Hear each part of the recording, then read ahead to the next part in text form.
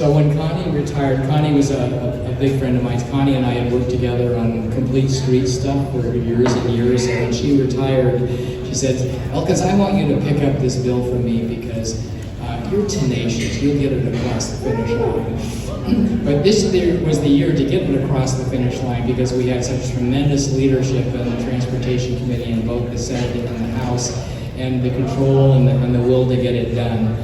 But in this particular one, Dorian has been working on this a lot longer than I have. So so it's great that we can give you this award, this recognition as your swan song, basically. So right. Is the exemplar, the standard bearer, the gold standard of how you get it done year in and year out.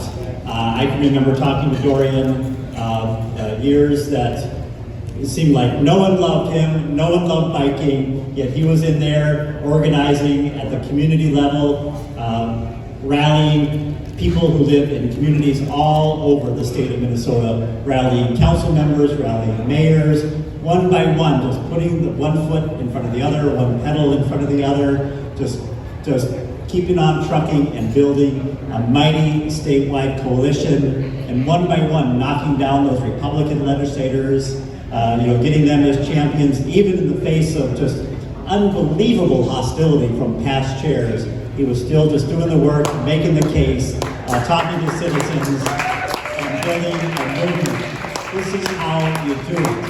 And incremental wins, win by community, making the case, building the political will, building the arguments, operating out of values, and so when this year came around, and he introduced with Steve and with Kelly Morrison in the Senate, and this incredible array of advocates, the Bill Dooley, and we lost Bill just a few months ago, so we're so apt to name this bill after Bill Dooley. It was a very, very big and ambitious bill, and I thought, we're going to put that entire bill into this transportation bill, and we're going to get it passed. So I think Frank wanted to say a few words too, and then we have something to give you.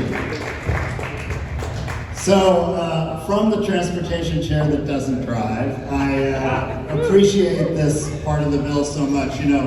Bike and pedestrian infrastructure is a part of transportation. It is all about equity as well. And so it's such an honor to have worked with you. And I also want to just a big shout out to Representative Elkins, who presented this bill early in the session, did such an incredible job getting it over the finish line, and we're so happy it's in this bill. So thank you from the bottom of our hearts. We have a little special presentation for you.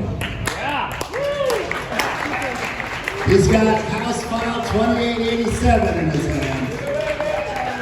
All 268 pages. Also known as, by the way, Chapter 68. We have a chapter, Chapter 68. We got a chapter in state law. Humble from Fresh Energy, our dear friend, and a dear friend of mine. He called it rewiring. I'm calling it shifting gears. I'm going to stop running a business so I have more time for advocacy work at the national, state, and local level. It's what keeps me going. I'm really excited about it. And there are two people in my memory, and you guys said lots of nice stuff about Congressman Oberstar when we testified at the hearing at the Conference Committee. You can all be invited to the ribbon cutting on the Jim Oberstar State Bikeway. I don't know when it'll happen, but it'll happen this summer. The governor's office is already thinking about it. And I do a lot of this in memory of Jim, who passed away in 2014.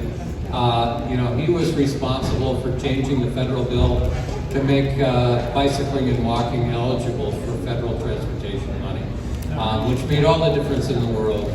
And Bill Dooley was the chair of our our legislative advocacy committee for the last 10 years probably, somewhere in that neighborhood. Bill came to us from the Major Taylor Bicycle Club, and you guys probably all read about him in the newspaper.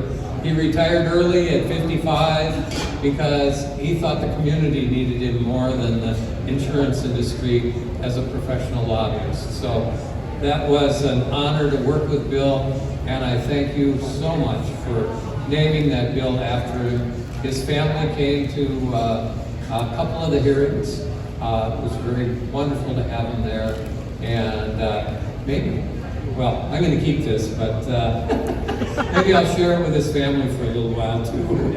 So thank you all. You know, the Transportation Forward Coalition was so important as a partnership to make this happen too. We can't do this alone. We also have a wonderful lobbyist named Vic Moore who called me the day after the November election and said, gee, we've got a lot of work to do. So anyway, thank you all. I know many of you really well, and I really appreciate the help that you've